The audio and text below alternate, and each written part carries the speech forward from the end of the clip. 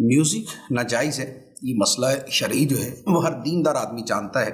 نبی پاک صلی اللہ تعالیٰ علیہ وآلہ وسلم نے اسے شیطان کی آواز قرار دیا اور اسے ناپسندیدہ آوازوں میں سے قرار دیا اور قرب قیامت کی نشانیوں میں سے قرار دیا کہ لوگ مزامیر کو اور معازف کو حلال سمجھیں گے، تو لہذا اس کا جو عدم جواز ہے وہ واضح ہے۔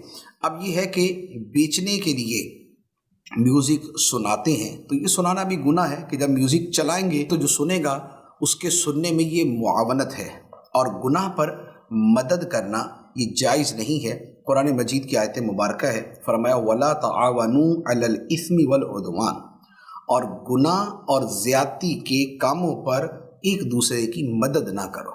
تو لہذا یہ سنانا بھی گناہ پہ مدد ہے اور ایسے کھلونوں کا بیچنا بھی گناہوں پہ مدد ہے، لہذا اس کے بیچنے کی بھی اجازت نہیں ہے۔